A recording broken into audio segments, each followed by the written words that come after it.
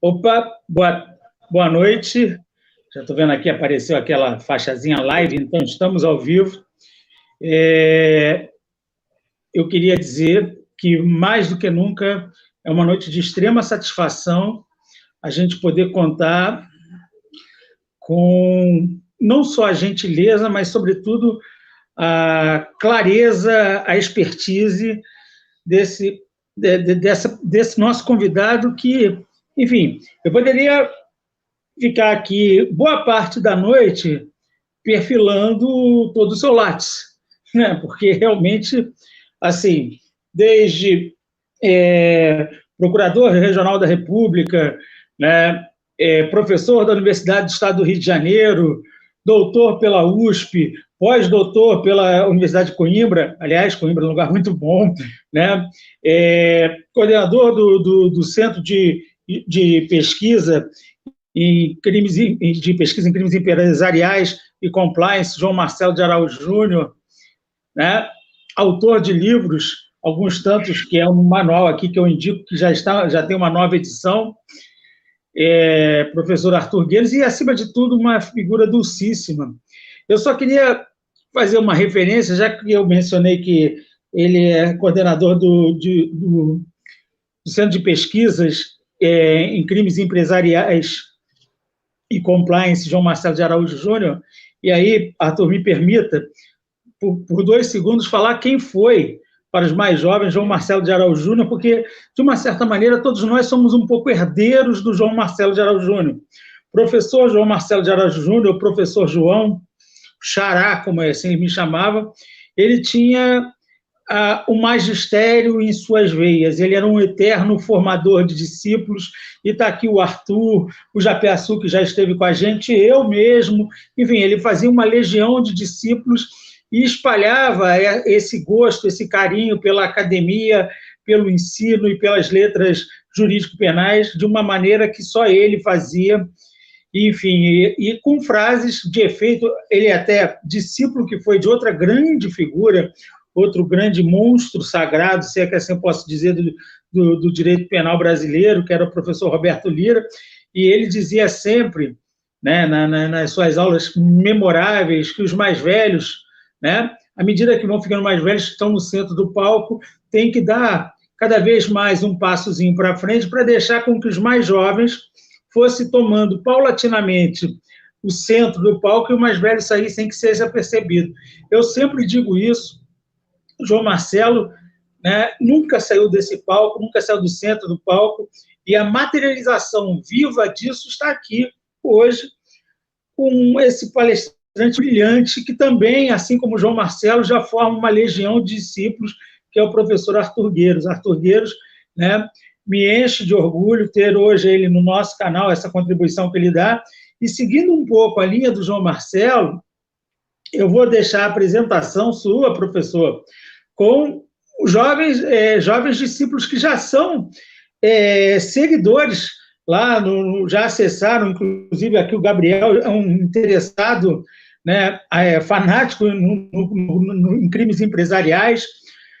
Aliás, direito penal econômico, eu fui apresentado ao direito penal econômico pelas mãos do João Marcelo de Araújo Júnior, que tem uma obra sobre o assunto, né? Então, aqui o Gabriel, esse jovem rapaz, jovem acadêmico, que numa cidade do interior, ele fala: poxa, professor, eu gosto muito desse negócio de compliance, crimes econômicos. E aí, olha só, ele hoje faz a sua introdução, e aí eu deixo a vocês, desde já, registrando o meu agradecimento à gentileza do professor Arthur Guedes aqui com essa noite. Tenho certeza, você que estiver aí pelo chat, pode encaminhar pergunta, né? Crítica só para mim, por favor, né? Que será muito bem recebido. Gabriel, a palavra é sua, querido. Boa noite a todos. Gostaria de agradecer ao professor Arthur Guedes, que depois de mim vai iniciar uma exposição que com certeza vai ser brilhante. Ao professor Marcelo, que está conduzindo muito bem o grupo, de uma forma excelente, de uma forma bem democrática com todos nós. Aos integrantes, tantos que estão presentes quanto os que estão assistindo, e também às pessoas que estão nos assistindo aí, nas suas casas. Eu queria deixar meu muito obrigado. Inicialmente, eu queria fazer uma introdução aqui. Primeiramente, gostaria de também mencionar no site do CPJM. O site é o seguinte, cpjm-erg.rio.br. Lá tem produções dos professores, principalmente do professor Arthur Gueiros mesmo, que está aqui na live, e vários outros conteúdos interessantes. Tem no Instagram também. Ontem ele fez uma live, inclusive. Eu queria começar falar sobre o tema um pouquinho, uma breve introdução sobre o tema de direito penal econômico e compliance. Direito penal econômico, ele surge ali no século XX, basicamente, e agora é um tema mais em alta. Ele surge como uma medida, principalmente em relação ao novo modelo de sociedade, ao novo modelo de Estado e de comunidade internacional, assim podemos dizer, que também surgiu um novo tipo de criminalidade. Isso daí é advindo de revoluções, como a Revolução Industrial, que é a principal de todas, que mudou o paradigma econômico em que a gente se encontra. Essa mudança do paradigma econômico, ela também se dá de modo...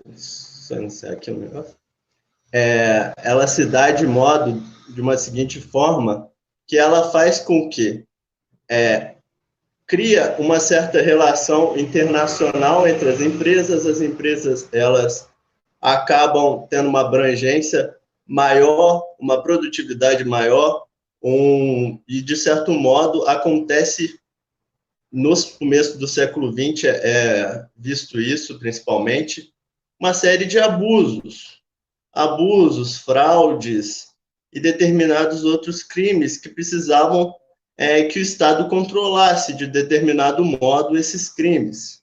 O direito penal econômico ele vai surgindo ali principalmente para evitar isso, para que a ordem econômica ela seja cada vez mais segura, cada vez mais responsável. Então, o direito penal econômico ele é basicamente isso, uma extensão do direito penal adquirida devido aos novos tempos, devido à nova sociedade e aos crimes que essa nova sociedade foi produzindo. Principalmente aqui, nos tempos atuais, tem se discutido muito sobre o crime de lavagem de dinheiro.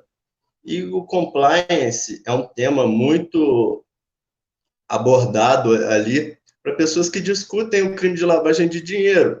Que a lei de lavagem de dinheiro, a lei de anticorrupção, elas são leis que tratam muito sobre esse tema de autorregulação, que as empresas elas devem se autorregular para que o Estado não puna. Antes do Estado punir, a empresa tem que ter uma autorregulação para evitar isso, porque senão é um problema tanto para a sociedade quanto para a própria empresa, que vai ficar em crise. Problema para a sociedade, porque, por exemplo, pode acontecer que muitas pessoas sejam demitidas dessas empresas com a crise. Às vezes a empresa é gigantesca, por exemplo, a Odebrecht da vida, com a situação da Operação Lava Jato. Foi descoberto crimes e, ao mesmo tempo, também empregos foram desfeitos, muitas pessoas foram demitidas. Então, com isso, aconteceu um problema para a sociedade, um problema para a empresa, problema para a sociedade também com os próprios crimes que a empresa foi fazendo com as relações erradas com o próprio Estado. E também, relacionado a isso, aos próprios investidores. Porque quem vai querer investir numa empresa que não tem um controle próprio, uma autorregularização e também uma segurança ali, dizendo, porque tem que garantir essa segurança nas relações ali da empresa, uma segurança jurídica, uma segurança nas regulamentações, e essa segurança tem que ficar exposta. Isso que os investidores estão pedindo hoje. uma segurança jurídica, uma segurança administrativa da empresa, e o compliance é basicamente isso. É garantir o controle, procedimentos, mecanismos para que as empresas elas se controlem, e o compliance é uma área bem ampla. Então, o compliance ele pode ser de vários ramos do direito. Compliance, basicamente, na base, envolve várias áreas. Envolve área trabalhista, envolve área tributária, pelo menos pelas pesquisas que eu fiz, eu entendi que envolve isso, todas as normas jurídicas e normas da própria empresa, isso no modo amplo. Mas, obviamente, cada um vai focar na sua área específica, e o criminal compliance, ele é basicamente relacionado às questões penais mesmo, principalmente com os problemas de persecução penal de gerentes, e também dos crimes que eles vão cometendo conforme os anos, e isso gera um poder do Estado punitivo e tudo que eu já te falei antes. Então, essas pessoas elas vão sendo punidas, e as empresas, obviamente, não vão querer que isso aconteça e vão implementar o programa de compliance. E o compliance penal, o compliance criminal seria basicamente isso. E eu acredito... Aí eu gostaria só de mencionar uma coisa, um tema também que o professor escreveu no artigo dele, das inovações do direito penal econômico, uma revista muito interessante que ele organizou no Ministério Público Federal. Ele falou do crime do colarinho branco, que foi desenvolvido pelo Edwin Sutherland, acho que é assim que fala, não sei falar direito o nome dele, sei lá. Então, assim, Gabriel... Oi? Gabriel, oi. Dentro aí desse contexto, então, essa apresentação que você fez, você me perdoe, como é que foi a citação que o professor Arthur faz, a citação que ele fez no artigo, aí vamos passar a palavra para... Não, com certeza, agora já está terminando. Agora já está terminando. Eu só gostaria de falar sobre que eu gostei muito da abordagem que ele fez, a questão criminológica no artigo dele, sobre o crime do colarinho branco, e como que foi uma mudança de paradigma ali também no próprio direito penal, todo esse contexto. Aí eu só queria, esse daí seria a minha última fala mesmo, eu só queria complementar com um questionamento do professor Arthur Gueiros, relacionado à questão até onde vai a responsabilização penal de uma pessoa responsável pelo setor de compliance criminal de uma empresa. Porque vão ter os crimes, e essa pessoa vai ser responsabilizada como? Como que isso seria o justo, sabe? É isso que eu queria perguntar já de uma vez. Obrigado, tá? Obrigado a todo mundo. Querido, obrigado, Gabriel. Vou passar a palavra, me perdoe por ter intervido aí na sua fala, Gabriel, porque você já estava até suscitando dúvidas, inclusive uma dessas é uma dúvida que eu tenho também. E aí, com a palavra, o professor Arthur. E, mais uma vez, registrando não só em meu nome, mas em nome de todo o grupo, nosso muito obrigado, né? Enfim, agradeço, Gabriel, a gente já viu que você tem um interesse no tema e foi buscar, fez o deverzinho de casa, foi buscar lá os artigos do professor Arthur, e tem mais que prestigiar mesmo, porque realmente é uma área de maior relevância, e por isso mesmo a gente está aqui para ouvir o professor Arthur Gueiros, mais uma vez. Esteja à vontade, mestre, agora é contigo. Boa noite. Dá para escutar bem? Está ouvindo bem? Ok.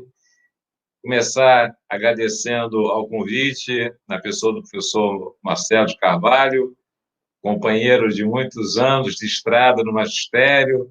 Eu acho, né, eu poderia até falar aqui longamente da nossa convivência profícua participando de seminários, dividindo a cátedra em universidades, bancas, artigos, enfim, uma enorme quantidade de uma convivência acadêmica muito enriquecedora para mim, o professor Marcelo de Carvalho.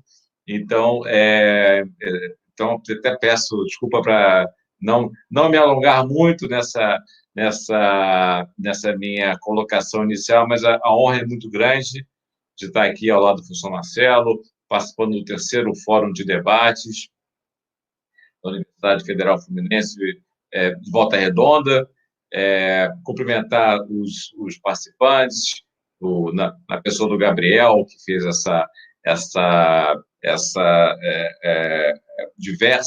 diversas colocações iniciais aí, né, que demonstram a vastidão e complexidade do tema que nós aqui vamos hoje conversar, vamos tentar expor algumas ideias. Realmente, se eu for começar pelo fim, né, do que foi aqui exposto pelo Gabriel, nós nos deparamos, na atualidade, com essa nova era do direito penal econômico, na era compliance, né? É uma expressão que vem, como nós sabemos, da língua inglesa, que tem uma discussão também muito grande sobre como traduzir essa palavra, se seria literalmente uma conformidade ou se teria um significado que transcenderia. Isso também será uma outra debate que não guarda muita relevância. Nós podemos usar a expressão compliance e, para evitar o anglicismo, falar em conformidade, em integridade, em aderência, tem várias palavras, mas isso é uma constatação de que existe esse novo virar de página do direito penal econômico, vive-se numa nova era, que é na era compliance. Então, isso é um dado concreto, que se espalha em todos os países, se espalha na legislação, não só na legislação interna da generalidade dos países, mas também em legislações supranacionais, em tratados, em convenções, versando sobre essa temática, e também, talvez até de maneira mais profunda, aquilo que essas expressões inglesas, eu peço desculpa, né, chamam de soft law, que, na verdade, não são hard law, não são leis tradicionais, mas são pequenos compromissos, pequenos acordos, alguns setoriais, que têm, às vezes, mais importância do que uma lei lá formal, que não tem tem pouca efetividade. Então, o compliance, ele é uma realidade nos países, repito, nas empresas que operam nos países, na administração pública direta e indireta, também essa nova era compliance chegou a diversas leis federais, estaduais, municipais no Brasil, que criam controladorias, que obrigam quem queira contratar com o poder público a ter um programa de compliance, senão não tem contrato com o poder público, tá? Empresas estatais ou da administração indireta também tem compliance, a própria administração pública direta também existe códigos que refletem. Então, é uma coisa que realmente veio com muita rapidez, com muita profundidade, a partir da matriz norte-americana, que está onde veio, como o Gabriel mencionou, que veio da sua origem. Tá? E isso, o compliance, ele não é, como o Gabriel mencionou, ele não é só de direito penal. O compliance, ele é uma maneira uma forma de gestão de uma organização, uma empresa pública ou privada, no sentido amplo, né? É uma nova forma de gestão, de administração de uma empresa que procura, como inclusive naquela conversa de ontem, né? Que procura administrar ou procura gerir o risco de que a atividade empresarial possa causar prejuízos, lesões a terceiros, né? Que a atividade empresarial pode causar lesões, por exemplo, ao público consumidor, em razão do defeito do produto, pode causar prejuízos ao meio ambiente, pode causar prejuízos à administração pública, no caso de corrupção, pode causar prejuízos à administração pública, à ordem econômica.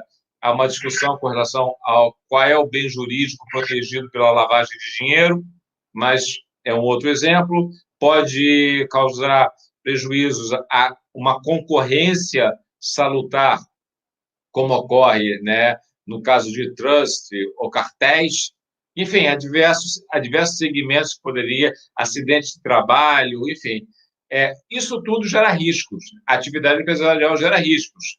No modelo tradicional, esses riscos eram objetos de uma ponderação, de uma avaliação pelos órgãos estatais de fiscalização, que podem ser as antigas, né, os antigos setores, ou até mesmo os órgãos clássicos de persecução penal, polícia e Ministério Público.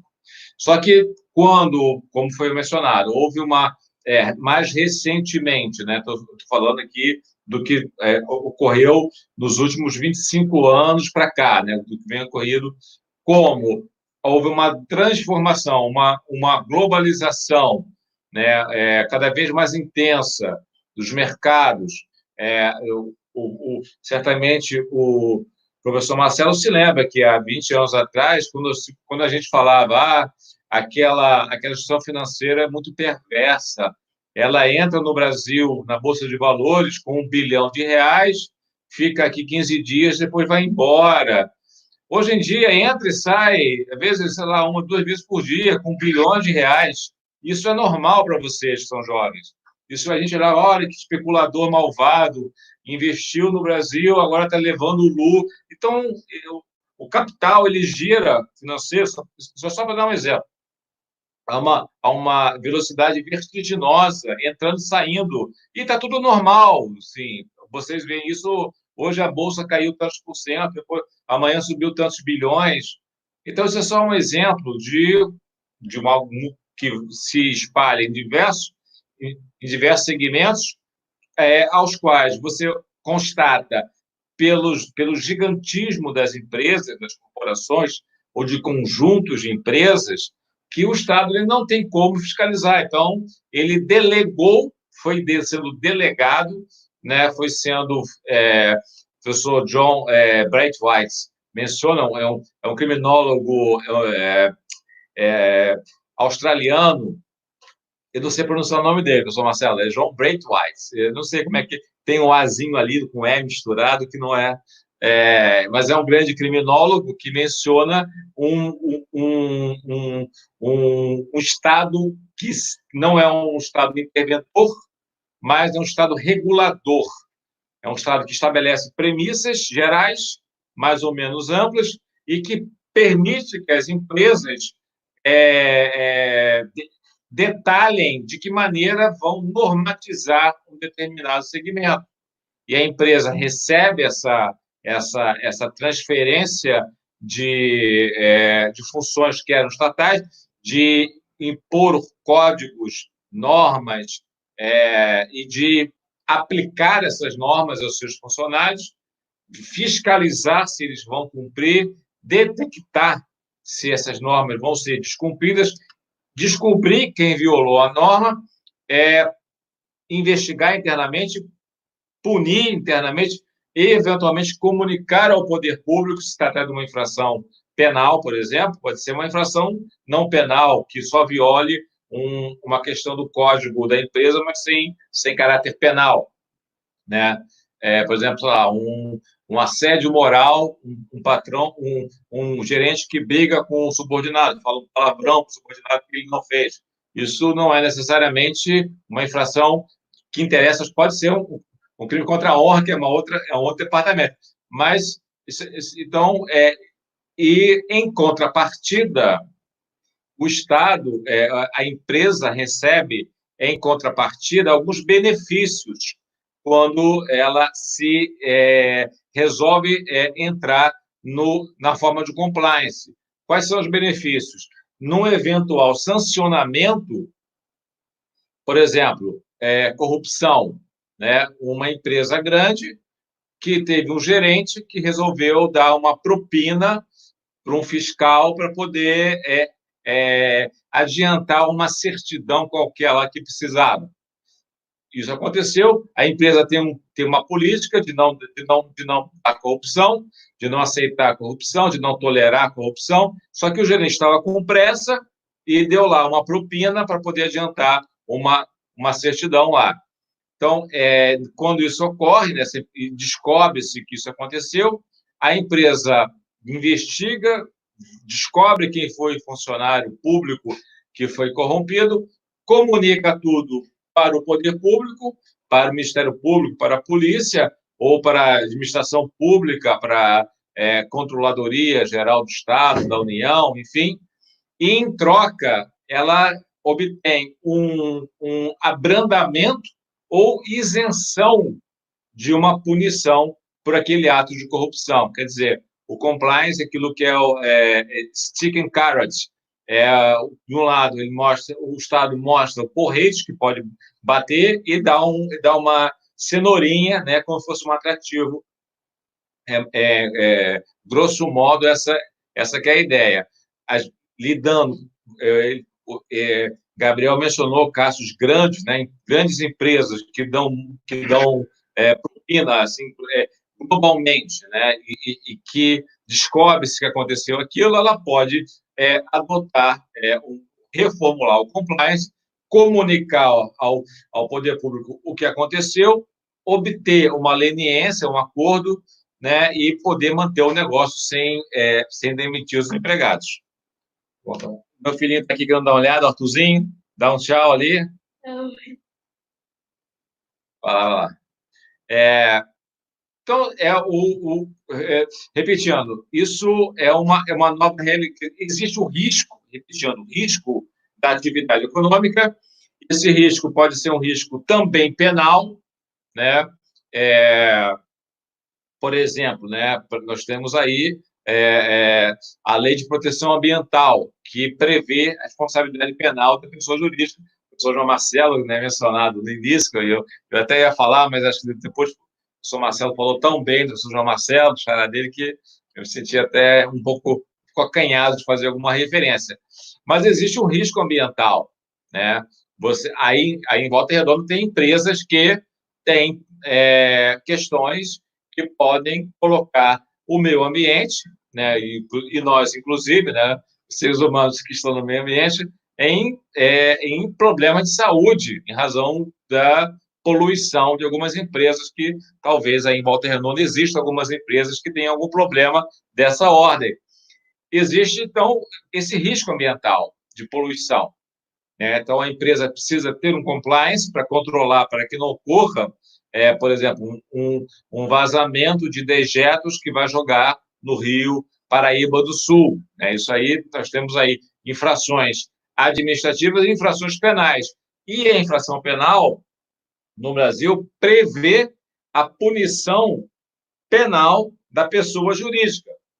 Então, a empresa ela sabe que pode acontecer um problema ambiental.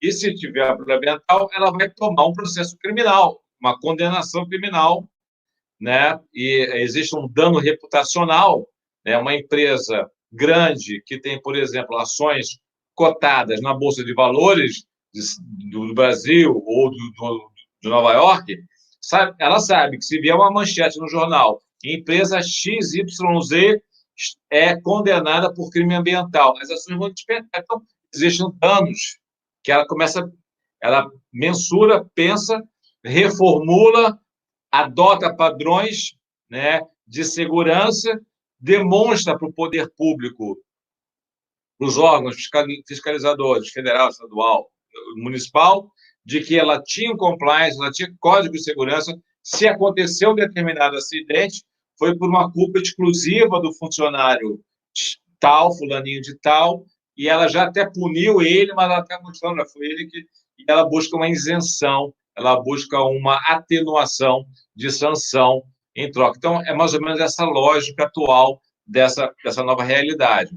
Digamos, uma transferência, repito, existe uma nós vivemos uma economia de desregulamentação.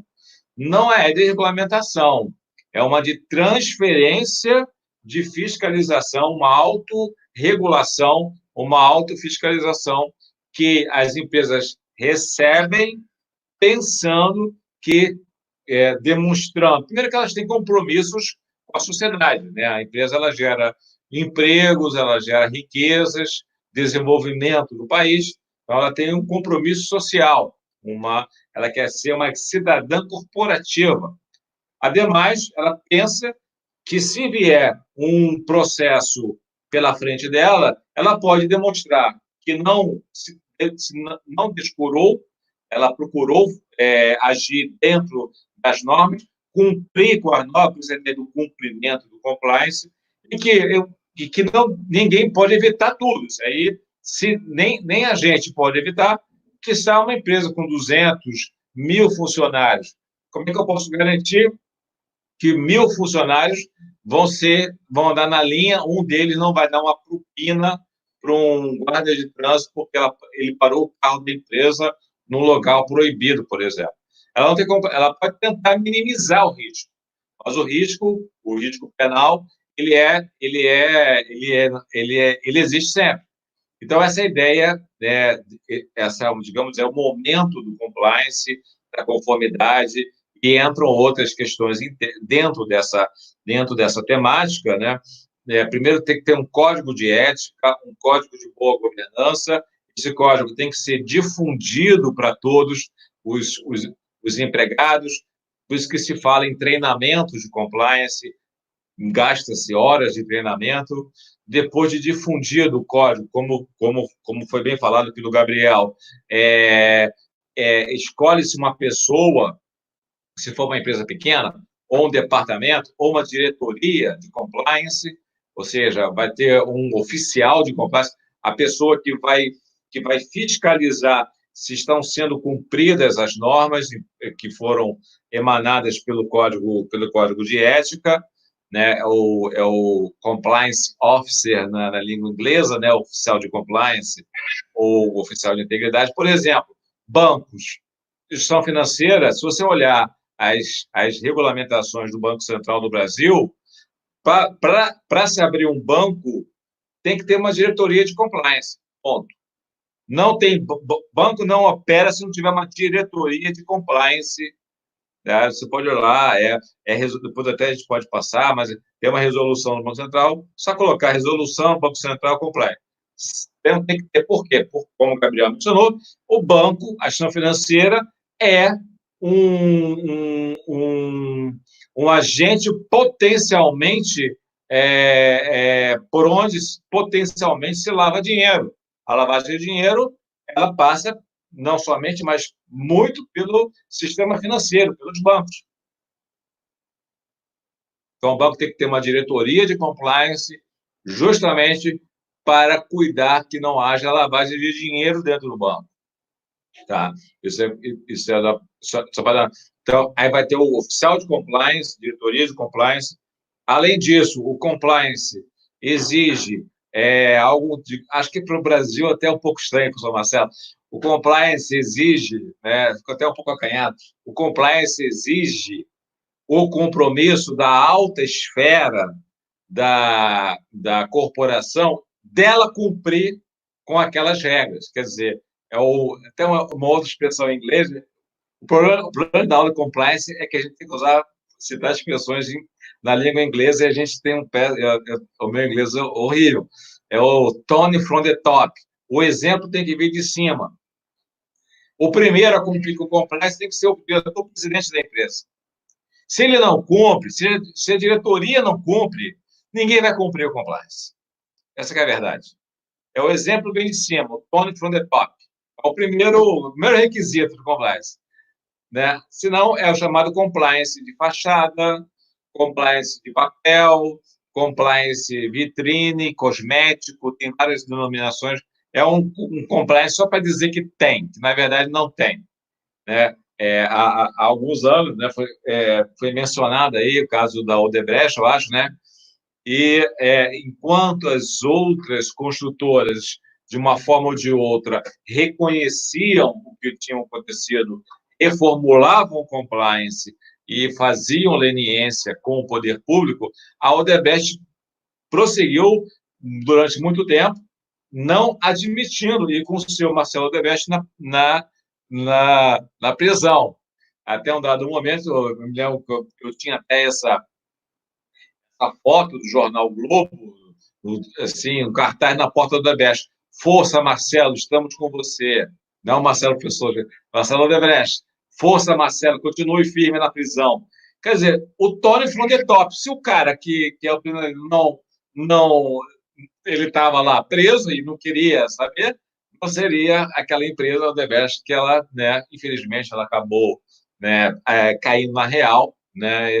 Então, além disso, é necessário ter um canal de denúncias, um canal colocado à disposição do público externo e dos funcionários que queiram relatar irregularidade, porque não adianta nada você ter um código de ética, um compromisso, e não permitir que as pessoas que estão ali no dia a dia, né, que sabem onde está enterrado o corpo, né, onde está a mutreta ali dentro da empresa, porque quem sabe é quem está ali todo dia.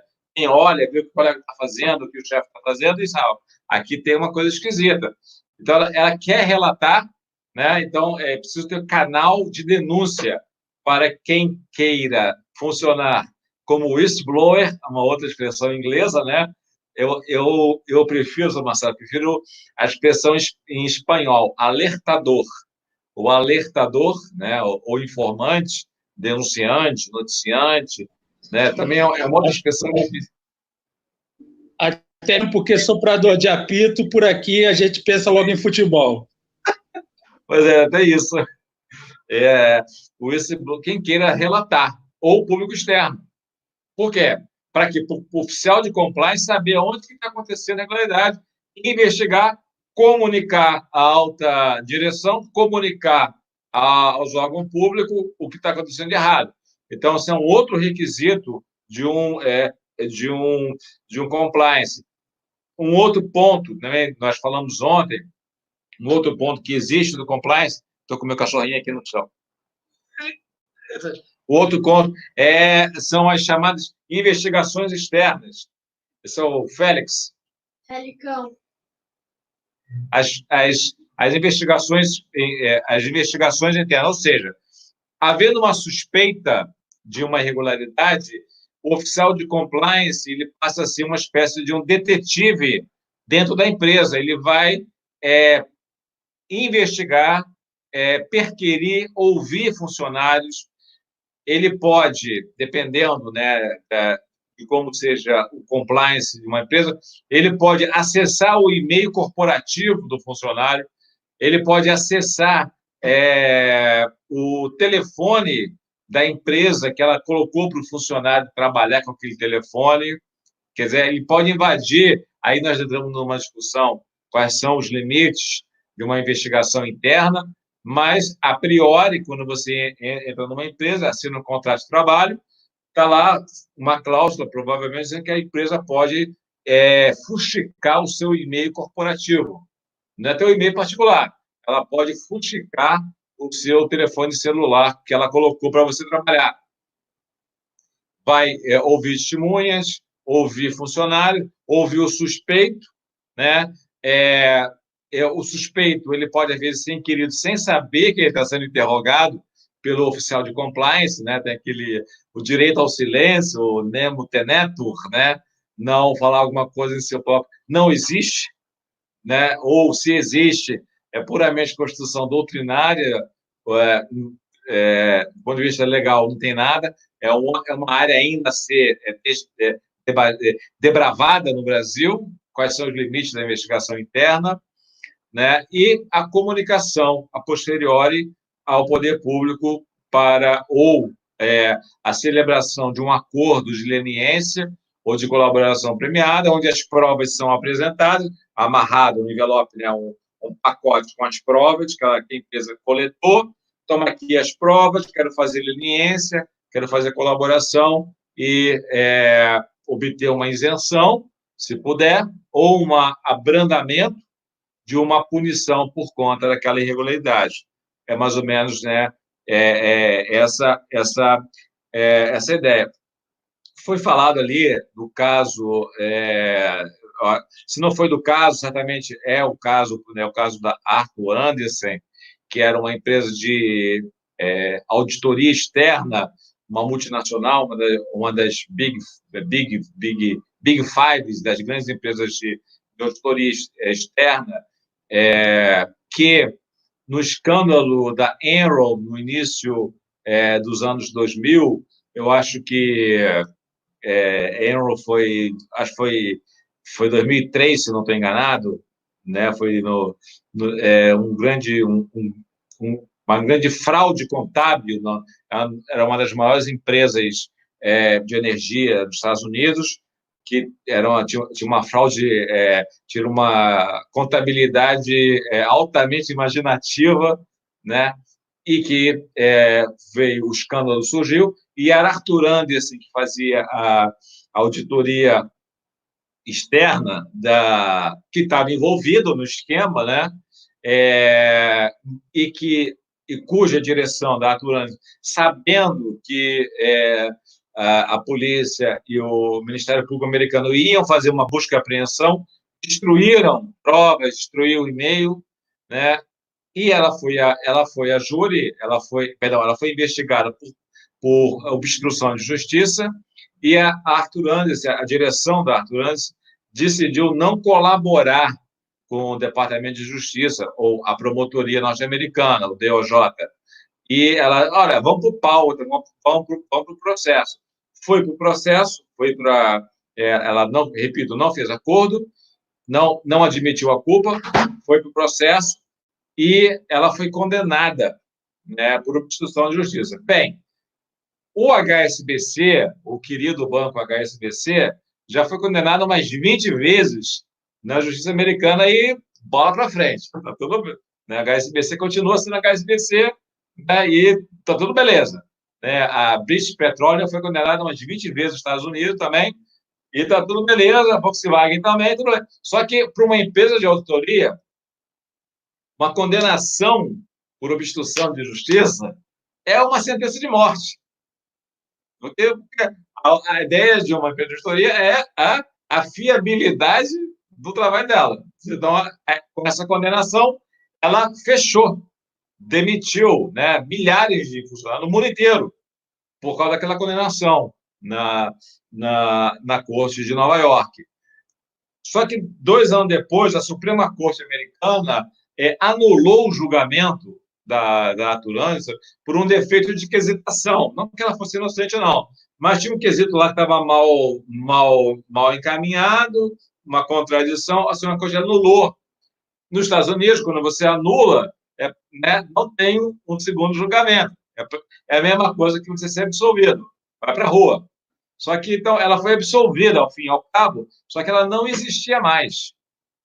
Ela até existe, mas é assim, ela não existia mais, não existiu aquela coisa imensa. Os milhares perderam o emprego, foram para a rua, para a miséria, se viraram, né? E ela, então, esse foi o efeito Arthur Andersen. Por causa e a promotoria americana muito criticada, né? Poxa, olha só o que vocês fizeram, né?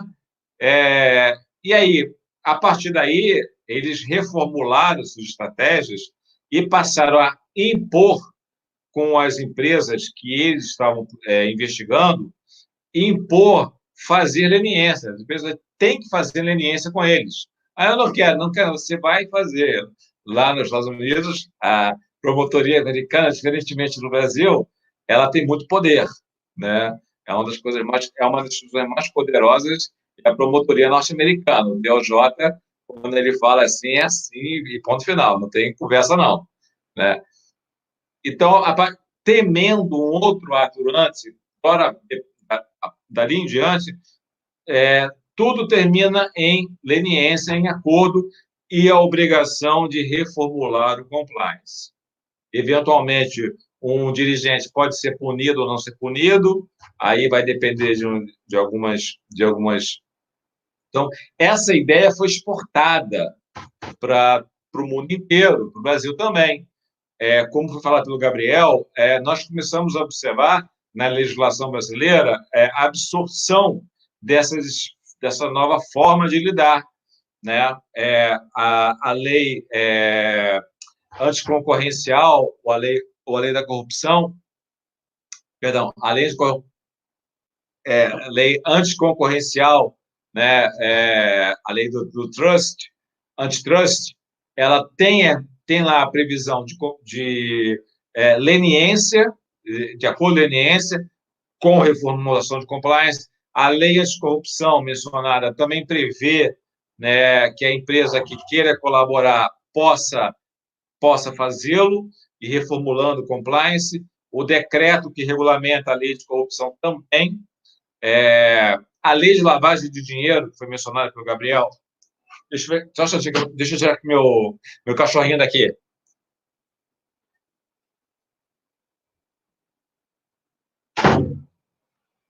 O cachorro quer ficar comigo aqui. A lei anticorrupção, né, 12.846. A lei de lavagem de dinheiro, que foi mencionada pelo Gabriel, é um exemplo realmente muito, muito interessante. Ela teve uma primeira redação de 98, a Lei 9.613, e em 2012 veio, já na onda do compliance, uma profunda modificação com um incremento de deveres de compliance significativo no artigo 9º da lei de lavagem, aumentando as pessoas obrigadas a fiscalizar a ocorrência de lavagem ou suspeita de lavagem, de comunicar ao COAF ou à polícia, ao Ministério Público, operações, ou ao Banco Central, ou, enfim, algum outro órgão encarregado de lavagem de dinheiro,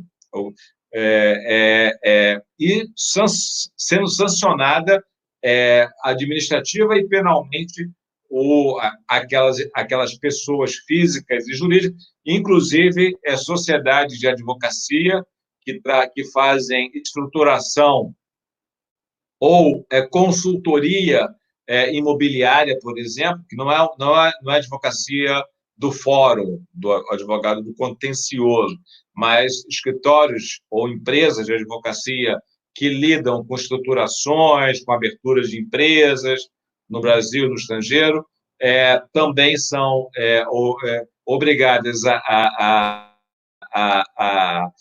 fiscalizar o cliente, conhecer o cliente e comunicar operações suspeitas de lavagem. Então, você vê que aqui, em 98, não tinha, em 2000, alguns anos depois, já vem na onda compliance colocando para a empresa a obrigação de fiscalizar operações suspeitas de lavagem.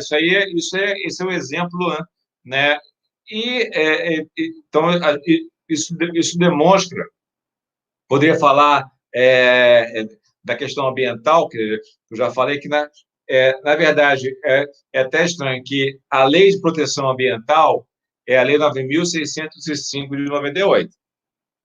É uma lei que prevê a responsabilidade penal da pessoa jurídica, nós sabemos, tá? Mas não prevê o compliance.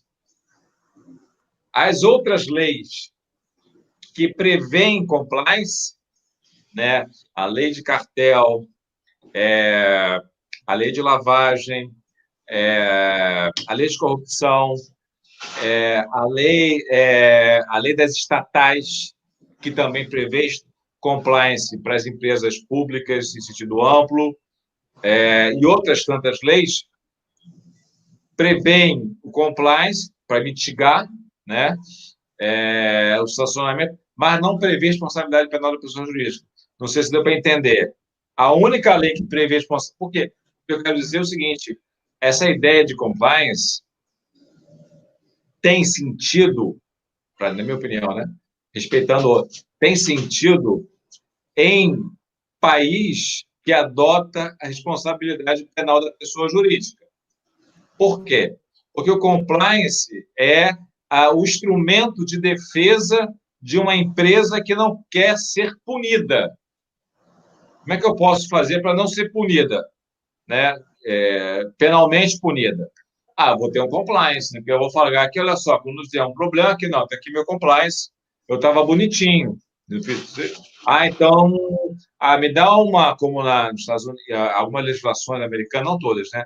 Prevê isenção, o Código Penal espanhol, no artigo 31, bis, tris, tem vários, esse artigo toda hora está mudando, artigo 31 do Código Penal espanhol, a lei argentina aqui do lado, que a lei argentina que prevê a punição da pessoa jurídica e prevê o compliance como sendo causa de isenção de pena, a lei chilena, na Europa, enfim, tirando a Itália, por uma questão da Constituição italiana, mas, na generalidade, mesmo assim lá é meio, né, mas porque tem lá um direito administrativo sancionador penal, um negócio... Mas, em geral, o compliance tem sentido em país que adota a responsabilidade penal da pessoa jurídica. Você falar, na minha opinião, né? Você gosta de compliance? Gosto. Você gosta de responsabilidade penal da pessoa jurídica? Não, não, não. Isso não. É uma coisa assim, é uma certa contradição, porque o compliance só funciona bem, só roda bem em país que prevê que a empresa pode ser penalmente punida. Porque ela vai querer ter um compliance direitinho. Mas pode ter... pode. Não só pode, como existe no Brasil. No Brasil existe, né? A lei anticorrupção, ela fala claramente que ela não é uma lei penal. E compliance lá gera um efeito de sanção frente a uma possível sanção administrativa. Tá? Mas não é, na minha opinião, ela surgiu nos Estados Unidos, repito, onde lá, né, o professor Marcelo sabe, desde o início do século XX existe a famosa decisão da Suprema Corte Americana permitindo a punição da pessoa jurídica. Então, lá é natural que tenha surgido como contrapartida de uma possível sanção a empresa alegar que ela estava organizada ou tentou se organizar. Isso mais ou menos um pouco da ideia do compliance. Não sei se eu prossigo, não sei qual o tempo da nossa conversa. Bem, Arthur, esteja à vontade, né? Assim, a gente estava aqui... Eu só queria aproveitar para fazer alguns registros, né? Porque tivemos alguns comentários, alguns até curiosos, como, por exemplo, o professor Marcelo Nogueira, professor da Universidade Veiga de Almeida, né? Enfim, ele, entre outras tantas coisas aqui que ele coloca, ele fala do professor Arthur é tão suave que até a minha mulher, veja você, Arthur, que odeia o direito penal, parou para escutar. Então, eu queria fazer já de antemão esse agradecimento, mas esteja à vontade, eu aqui estou já listando, só de minha parte, algumas tantas indagações, mas, por favor, esteja à vontade na gestão do seu tempo, está tudo ótimo, por favor. Dizer que o professor Marcelo Nogueira é uma pessoa gente finíssima, excelente professor, que eu admiro bastante, né, e a palavra dele são sempre muito generosas, né, muito, né, eu tomo esse gesto, né, como uma simpatia que eu nutro, né, pelo professor, né, bem, não sei se minha voz é tão boa assim, não. Acho que minha voz é meio, mais ou menos, meio um pouco vacilante. Isso é um pouco do que é essa era compliance, né? Essa era, ela está em transformação. Não existe, o aluno, professor, eu quero estudar isso, não estou conseguindo. Você não vai ter nada assim, essa aqui é a Bíblia do compliance. Isso é um direito em construção, tá? Existe ainda muita coisa para ser construída, então você tem algumas certezas, mas também tem muito terreno ainda que você não vai ter. Mas posso falar com, né, que cada vez mais existem leis contemplando essa nova realidade, né, leis, sejam leis penais ou leis relativas ao chamado direito administrativo sancionador. E o direito penal econômico, esse que a gente conhece, que nós conhecemos na faculdade, com o professor João Marcelo, eu e o professor Marcelo estudamos, né? O direito penal econômico, ele veio sendo desenvolvido ao longo do século passado, do ponto de vista,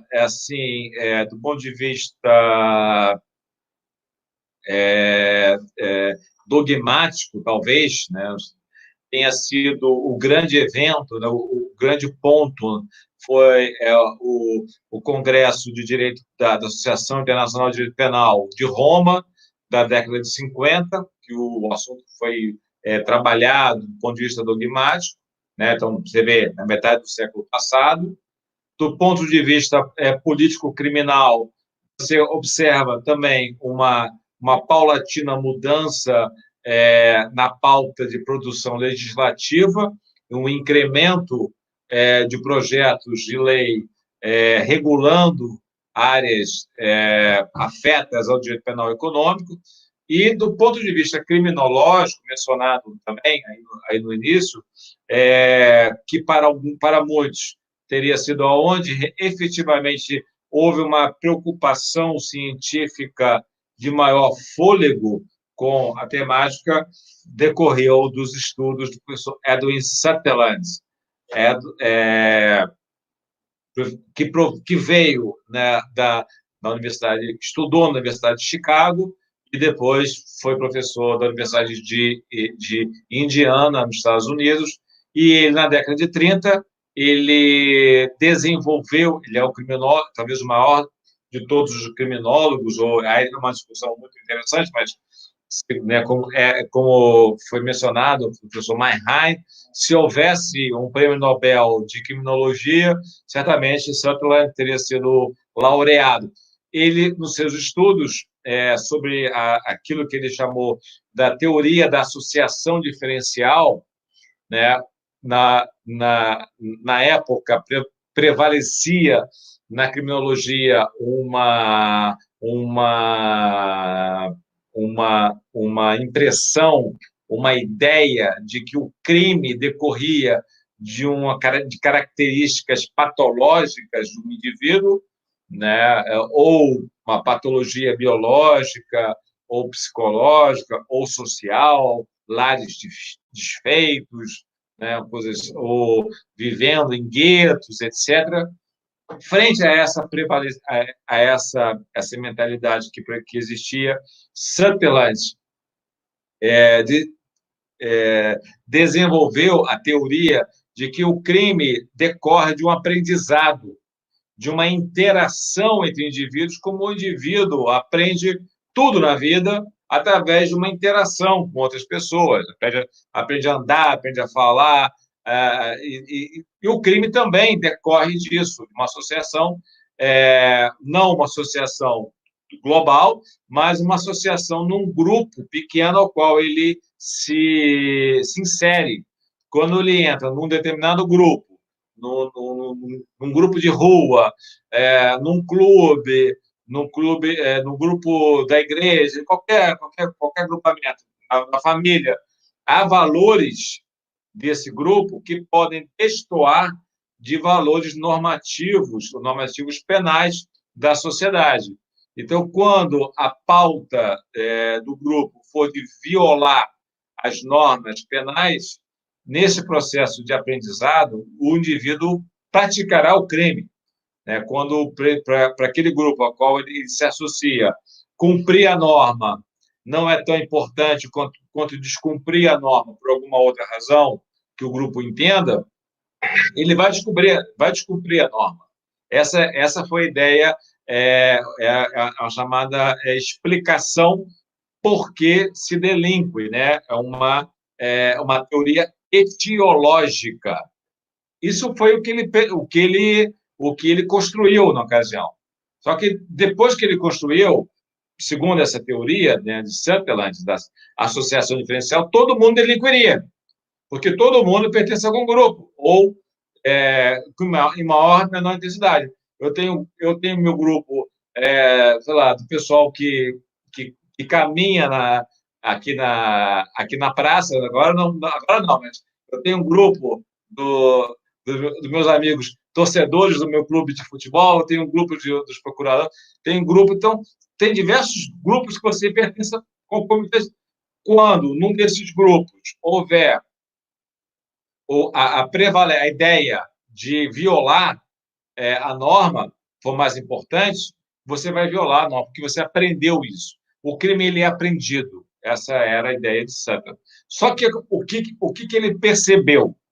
Quando ele começou a olhar as estatísticas criminais de Chicago, dos Estados Unidos, ele viu uma grande quantidade de crime nas classes baixas e uma pouquíssima quantidade de crime nas classes altas. Então, estava errada a teoria da associação diferencial, porque, pelo que ele estava dizendo, todo mundo delinquiria, porque todo mundo pertence a algum grupo. Aí ele falou, mas peraí, de repente, a minha teoria não está errada, o que está errado são essas estatísticas. Ele pensou. Aí ele chamou um monte de estudantes, vamos estudar os processos nos tribunais, envolvendo corporações, tribunais penais, administrativos, e ele fez uma grande investigação criminológica, por isso que é um trabalho criminológico, que em criminologia você precisa investigar, né? Você precisa coletar o material. Ele fez uma grande pesquisa criminológica e constatou, deixa eu ver meu cachorrinho, e constatou que as empresas e os dirigentes também violavam a norma, tal qual os outros. Só que eles não entravam no radares das agências de fiscalização e punição. Por uma série de razões, por isso que surgiu a teoria do criminoso do colarinho branco. Eram pessoas de alto status social que praticavam crimes no curso de suas ocupações profissionais. Só que eles não cumpriam. Peraí.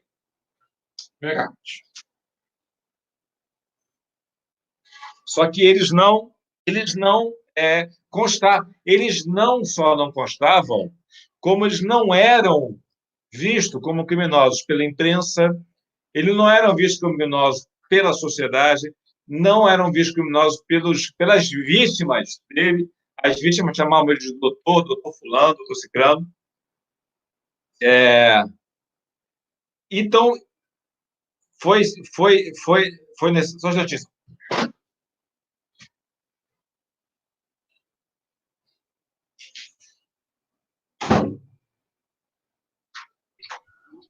Bem... Desculpa aí. Perdão. Seja à vontade. Meu cachorrinho pequeno. Meu cachorro não sabe se fica comigo ou se fica lá, né? Então, ele da teoria da associação diferencial, desdobrou uma segunda teoria. O que ele percebeu é que tinha uma casta de pessoas ou de corporações que violavam a lei tal qual outros indivíduos, só que eles não apareciam nas estatísticas. Eles não se viam como criminosos. Em meu lugar, eles não se sentiam criminosos. Se sentiam como homens de negócios, homens arrojados, espertos, né, à frente do seu tempo. Eles não se viam como criminosos. Então, daí aí surgiu. Então, ele lançou ele fez uma conferência, uma famosa conferência na Associação Americana de Sociologia, né, na década de 30, onde ele lançou essa questão, causou comoção na imprensa, dos colegas, no meio jurídico, A partir daí, e 10 anos depois, essas ideias ele continuou a investigar e lançou um livro, o famoso livro do criminoso Colarinho Branco. E a partir desse momento, que até então não tinha uma preocupação com essa temática, muito pouco, um ou outro autor que se debruçava, passou então a ter lançou luzes nessa nova realidade, dando aso, assim, figurativamente falando, ao surgimento do direito penal econômico. Quer dizer, ele estava lá, mas ninguém prestava muita atenção, né? E, em razão da grande repercussão das ideias criminológicas de Sutherland, uma série de autores, de pesquisadores, de cientistas, de professores, de dogmáticos, legisladores, passaram a olhar aquela realidade, né, dando essa sequência evolutiva nesse ramo do direito. O direito penal econômico ele tem duas definições, né? Tem dois conceitos, melhor dizendo. Tem em sentido amplo e em sentido estrito. Do ponto de vista estrito, o direito penal econômico em sentido estrito é coincidente com um direito de intervenção estatal na ordem econômica, ou seja, o direito penal econômico, em sentido estrito, é o ramo do direito ao qual as normas penais vão punir as violações às normas de intervenção do Estado na ordem econômica. Então, ele coincide com o direito de intervenção. Ele seria a última ratio de um direito de intervenção. Então, isso é um conceito estrito que coincide direito penal econômico com o direito econômico, que a gente, não sei se existe como disciplina eletiva em algumas faculdades, na minha não, salvo engano, não existe, mas o direito penal econômico é o de intervenção, e quando faz a intervenção, o direito penal econômico vem trazendo as normas para punir quem viola o direito de intervenção.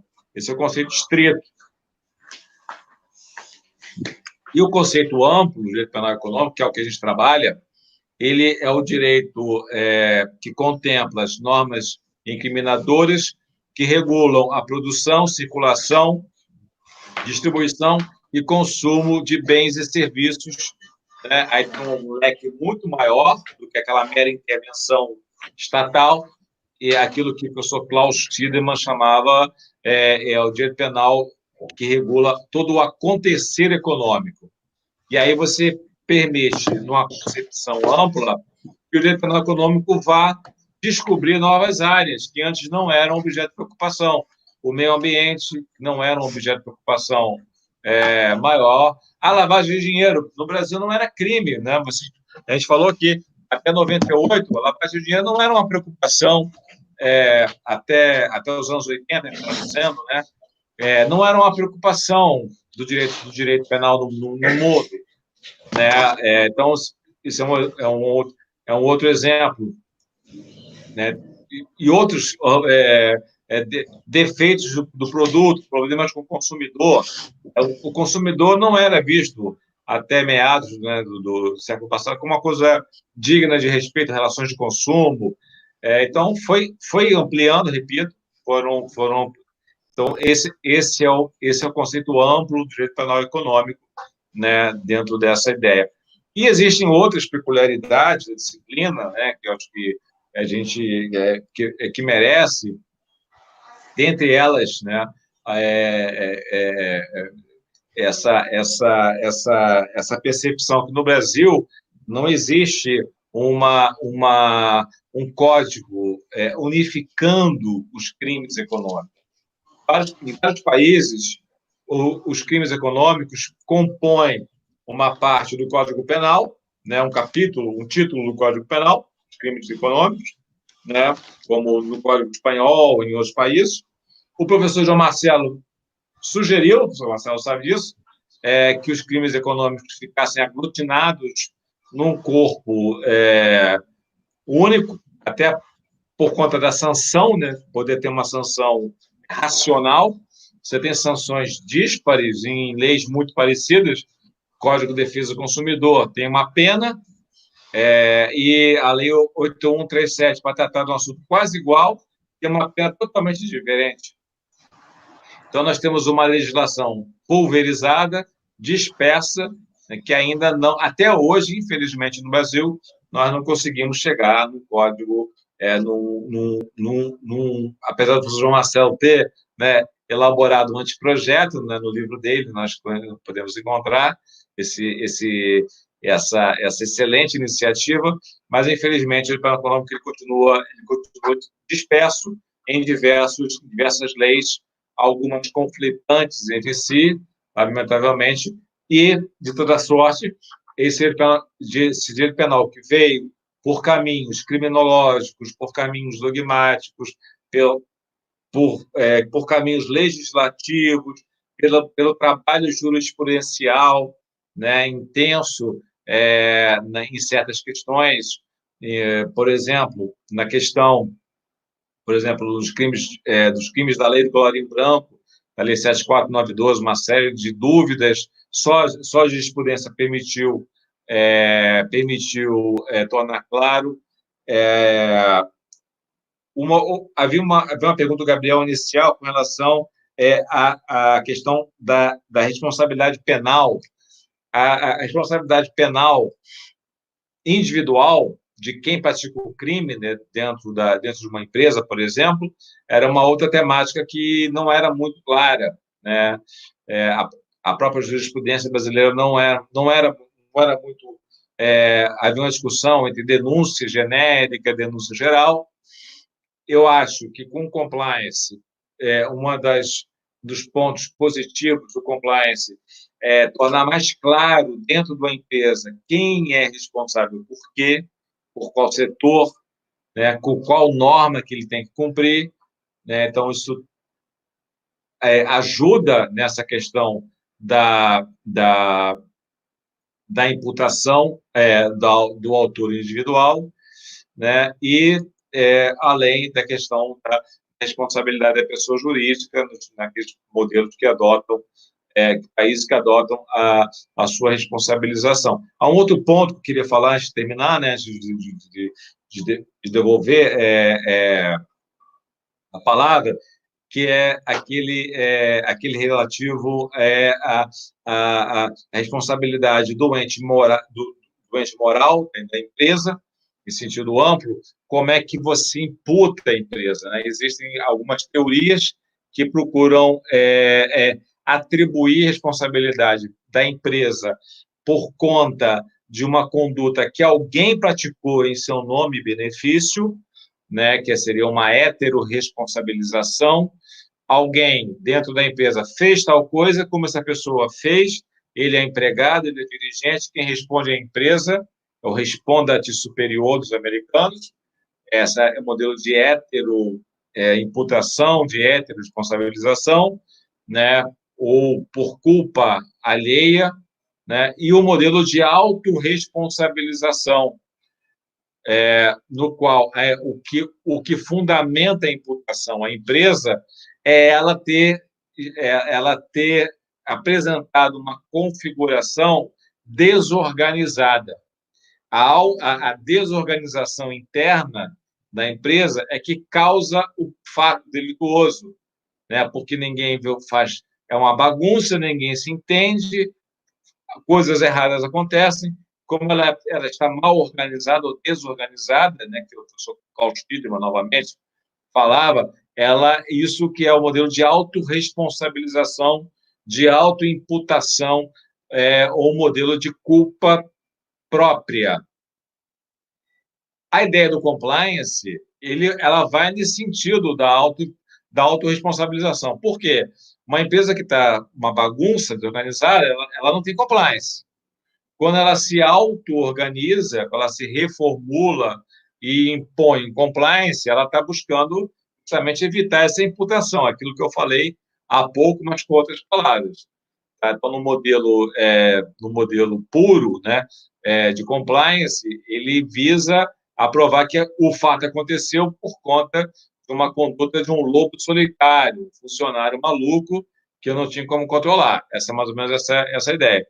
Então, repetindo, quando a gente fala de imputação à empresa, à pessoa jurídica, nós temos dois grandes modelos. A da heteroimputação, da heteroresponsabilização por culpa, por fato alheio. Então, alguém praticou um fato, esse alguém, porque ele praticou, a empresa responde, pouco importa se ela tem ou não tem compliance, esse é mais ou menos esse modelo.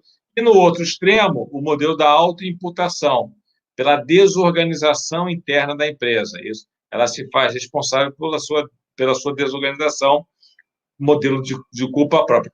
Entre esses dois extremos, na verdade, nenhum país adota um modelo puro, isso aí pode esquecer.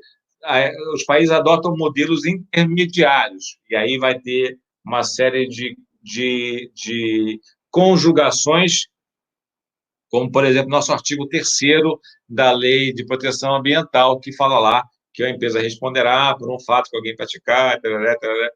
Então, tem modelos ecléticos, né? Entre esses dois extremos, de autoimputação ou de heteroimputação, nós temos vários modelos ecléticos, cujo exemplo que eu acho mais interessante é daquele recurso extraordinário do Supremo Tribunal Federal de 2013, que foi relatado pela ministra Rosa Weber, que entendeu justamente de não obrigar, na hora de acusar, a acusar uma pessoa física junto com a pessoa jurídica. Se você puder ler aquele acórdão, você vai ver que o Supremo Tribunal Federal, que antes adotavam a heteroimputação, abandonou a heteroimputação e migrou cada vez mais para o modelo de autoimputação, seguindo o caminho da ideia do compliance. Bem, Arthur, olha, sensacional. Aqui eu vou passar a palavra para os meninos, eu não sei se é para o Eduardo ou para a Juliana, né, na ordem aqui. Né, eu aqui, assim, esse é um tema que, como todo tema interessante, a gente tem muito mais dúvidas do que certezas. Né? E à medida que a gente começa a raciocinar sobre ele, ainda mais depois de uma explanação como essa, tão recheada de detalhes, tão interessante, as dúvidas começam a formular. Né?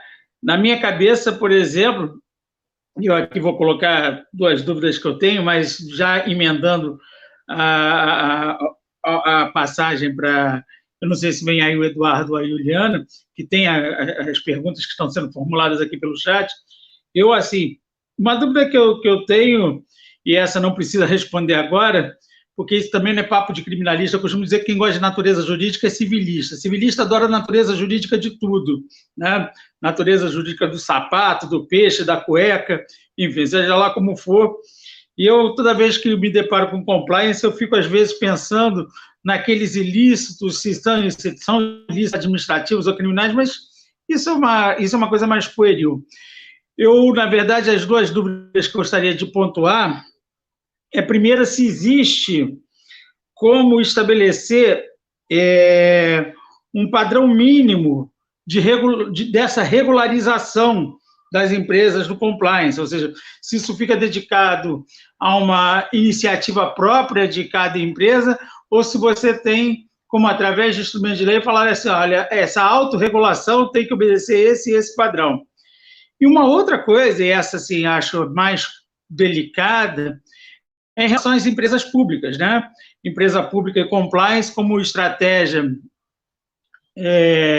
até mesmo de controle à corrupção, que é uma das coisas que...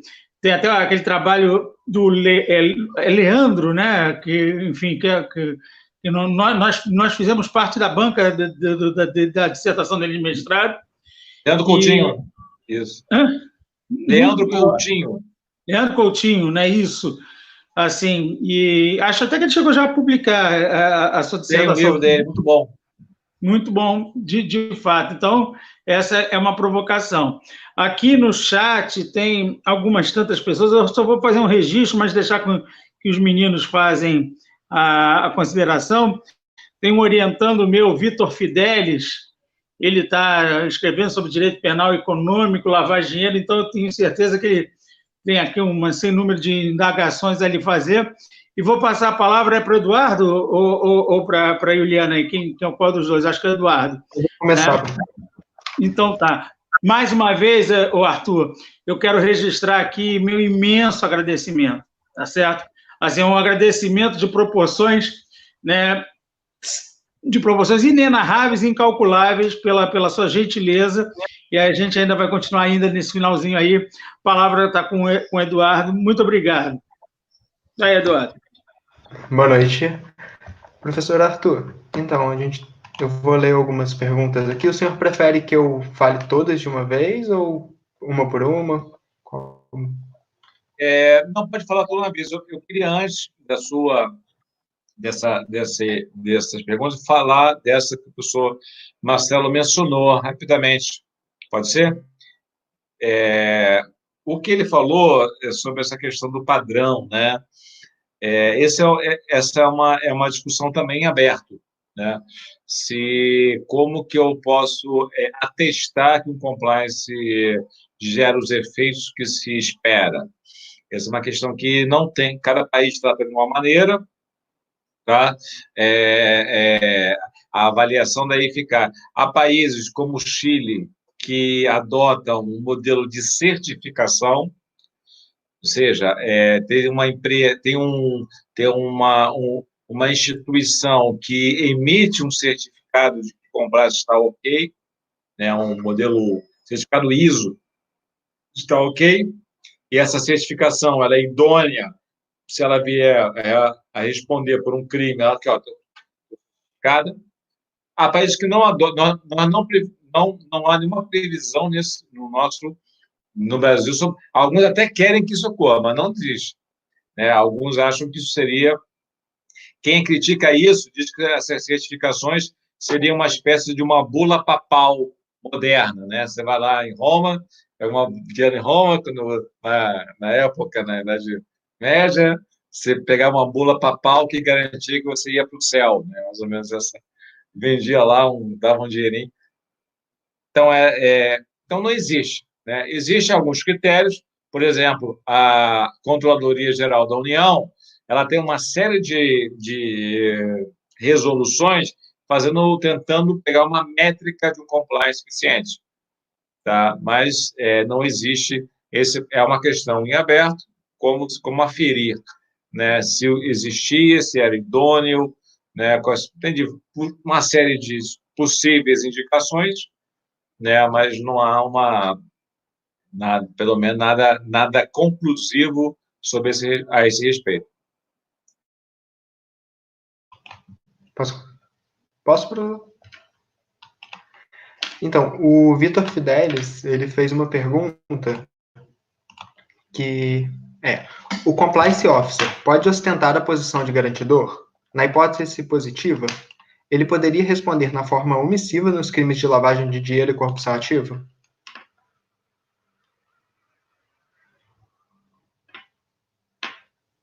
Posso responder essa aí? Então, claro. Sim, ele se coloca inclusive eu tenho um artigo sobre isso no livro do professor Adani Eto Martini e outros, Manual de Cumprimento e Responsabilidade Penal da Pessoa Jurídica, está na segunda edição, da Tirant Loblanche, Brasil. Eu tenho lá um artigo do professor Lascurain Sanches, que é um colega nosso da Espanha, que eu acho que é o grande nome dessa questão da posição de garante hoje em dia. Ele se coloca assim, quando uma empresa, quando um dirigente cria o compliance, nomeia uma pessoa para aquela função, ele delega a essa função, a essa pessoa, a função de fiscalizar, de vigiar o cumprimento das normas. Então, a princípio, quando ele delega, ele se desonera daquela função originária. Né? Eu tenho uma empresa muito grande, uma filial em Aracaju. Lá em Aracaju, boto lá um compliance lá em Aracaju, oficial de compliance, que vai fiscalizar a minha filial de Aracaju. Se alguma coisa está errada, então, porque eu estou no Rio de Janeiro, estou aqui na sede, eu não posso, né, para eu poder me expandir, eu tenho que delegar, senão não vai expandir nunca. Não é igual uma certa empresa na região sul-fluminense, uma usina siderúrgica no sul-fluminense, no qual o seu diretor-presidente ele é tudo na empresa. O presidente do conselho de administração, compliance, né? Ele é tudo dentro de uma empresa na região sul-fluminense, né? Mas, tirando algumas exceções, as empresas, em geral, precisam delegar.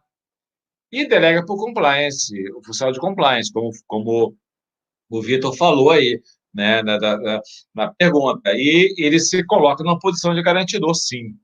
E pode responder tanto por um comportamento, estou falando em tese, tá bom? Porque isso é preciso verificar dolo, culpa, mas estou só, do ponto de vista de imputação objetiva, sim, ciente de que existe uma lavagem de dinheiro e o compliance ciente não comunica os canais de comunicação internos e externos, ele responde, em tese, por uma conduta omissiva, sim, pela posição de garantidor. Ele é possível,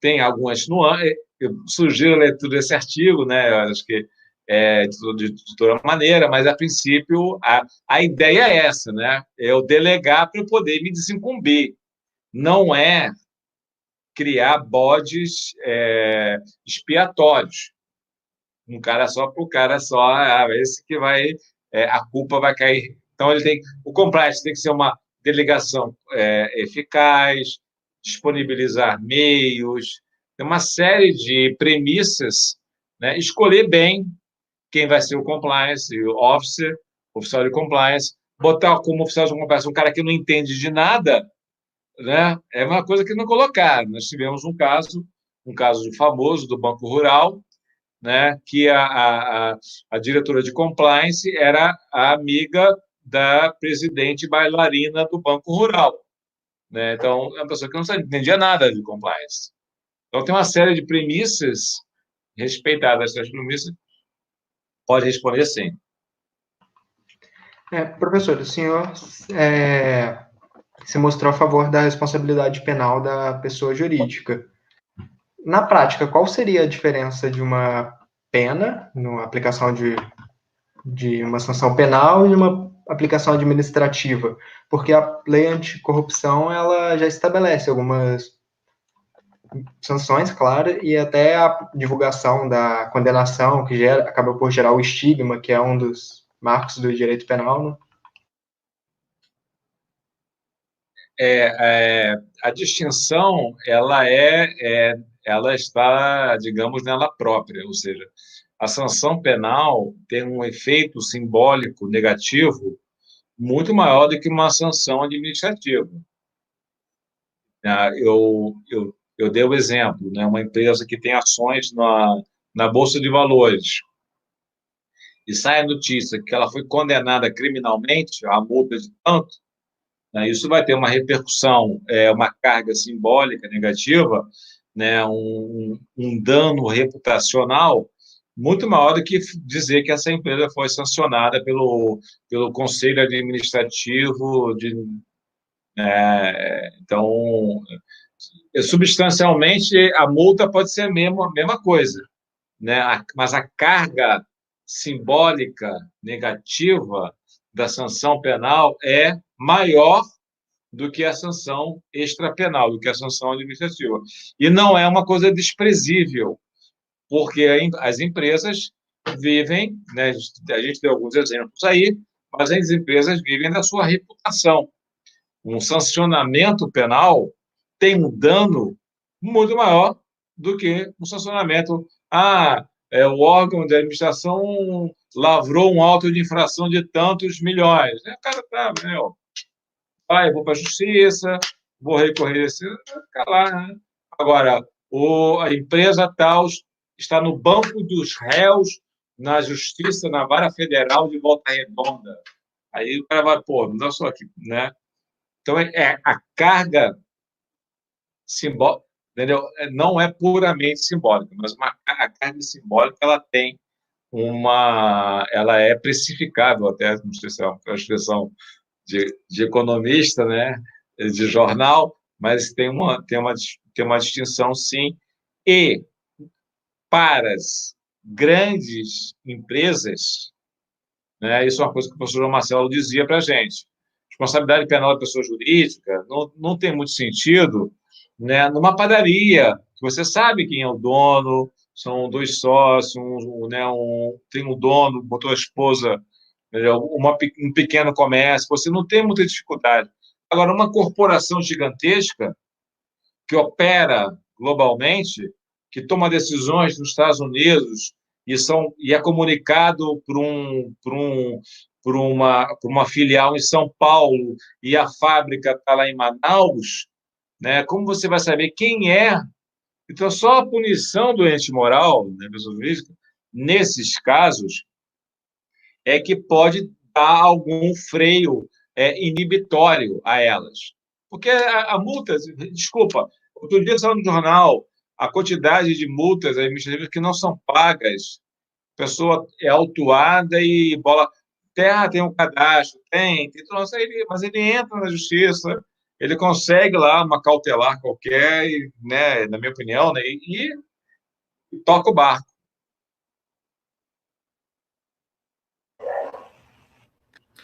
Boa noite, professor. Nós temos mais 4 perguntas do Matheus Santos, do chat. Ele pergunta como lidar com empresas que utilizam auditoria interna criativa como uma medida de conformidade, e não seria uma forma mais fácil de manipular a sua realidade patrimonial perante o governo e terceiros? Aí você já quer ouvir as outras 2 que ele fez, ou você prefere responder? Tá. Não, pode ser as outras. Pode falar. As outras, isso praticado pelo administrador jurídica dos seus poderes previstos no ato constitutivo. Ainda assim, a pessoa jurídica pode ser responsabilizada penalmente? Eu não entendi essa pergunta. Ficou um pouquinho. Isso praticado pelo administrador da pessoa extrapolar os poderes no ato constitutivo. Ainda assim, a pessoa pode ser responsabilizada penalmente? Entendi. Tinha mais uma, né? Ou são 2? Pode falar. Não, eu falei, ele fez inicialmente que foi como lidar com as empresas, né, que utilizam interna criativa como uma medida de conformidade, e não seria uma forma mais de manipular a sua realidade patrimonial, o governo e terceiros, e outras que eu mencionei, se o ato praticado pelo administrador, pessoa jurídica, polar dos seus poderes previstos no ato constitutivo, ainda assim, pode ser responsabilizada penalmente? Tá, aí nós temos duas questões, né? A primeira sim, pode acontecer uma contabilidade criativa, uma auditoria criativa, com o objetivo justamente de apenas mascarar ou de dar uma roupagem, né, para finalidades escusas, como foi falado, né? Então, isso pode acontecer. É um dos desafios, né? Uma das dificuldades de buscar uma efetividade, né? Isso não tem uma resposta fechada, só realmente uma construção científica ou uma praxe que vai poder resolver esse problema, né? Dessas criatividades que muitos fazem, né? Apenas para, repito, de fachada, né? Para atender lá que tem que ter, então ele vai criar. Então, realmente é um problema que pode existir e tem que buscar maneiras inteligentes de tentar contornar. A segunda pergunta envolve aquilo que nós chamamos, né, que se chama, não é nem direito penal, né, mas no direito empresarial, os atos ultra vires sociedades, ou seja, atos que extrapolam o objeto social, né, daquela empresa praticados, né, por seus prepostos, por seus dirigentes. Ela responde ou não responde? Né? Do ponto de vista, né, segundo a lei anticorrupção, ela responde administrativamente, objetivamente, pelos atos que praticam. Tá? Do ponto de vista penal, é um pouco mais complexo essa questão, porque, em tese, a pessoa pratica um ato, a pessoa natural, não em nome ou em benefício da empresa, mas visando um proveito particular dele, né? Então, seria um ato ultra vires, aos quais também a empresa pode alegar como uma defesa que foi isso que aconteceu. É possível até a gente falar no chamado conflito de agências, quando a vontade de um dirigente, do administrador, não é igual à vontade do dono da empresa. O dono da empresa pode ser uma empresa de capital fechado, de uma família, né, que contratou um administrador no mercado, ou pode ser o dono, os acionistas dela, pulverizado na Bolsa de Valores. E o administrador pode ter um interesse e a empresa, diferente, né, ter outros interesses. Isso acontece muito com a questão do acordo de leniência. Muitas vezes, para a empresa, é interessante fazer a leniência para o dono da empresa, os donos da empresa, né, para poder passar por um processo de autolimpagem, pagar as multas, devolver o dinheiro, dar um passo atrás e poder continuar. Só que quando ela faz a leniência, o administrador, ela vai ter que entregar provas que incriminam o administrador. Então, o administrador não quer leniência. Ele quer ir para o pau, quer continuar litigando, porque ele sabe que a hora que a empresa colocar as provas, os e-mails corporativos, a documentação, ele vai, né, vai ficar na berlinda. Então, é um chamado conflito que pode existir. Por isso que também se menciona que a lei, no caso a lei de corrupção, né, especificamente, podia ser outra lei, ela não teria sido muito feliz, né, porque ela só prevê a leniência para a pessoa jurídica. A lei do CAD, a lei anticoncorrencial, prevê leniência para pessoa jurídica e pessoa física. Todo mundo vai no pacote, né, da leniência. Na lei de corrupção, não. Só quem faz a leniência é a pessoa jurídica, a pessoa física, o dirigente fica na estrada lá, olhando, né, passar o ônibus da lei. Aí ele quer fazer uma colaboração premiada também. Só que a colaboração premiada é com o Ministério Público. A lei de corrupção prevê leniência feita pela CGU. O Ministério Público não está na leniência, enfim.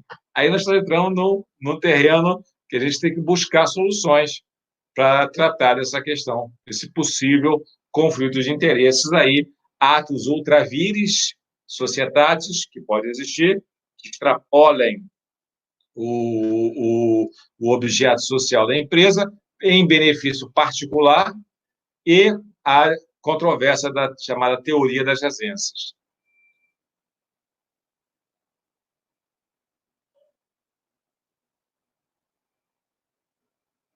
Alguma outra? Não, Acho que o professor Marcelo, não entendi.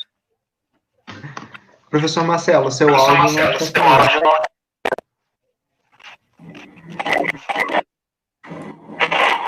Juliana, desativa o seu áudio.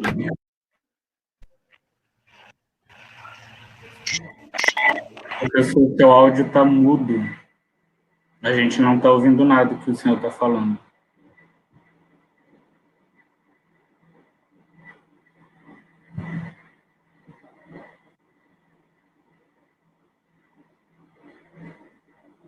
Professor, a gente não está conseguindo ouvir.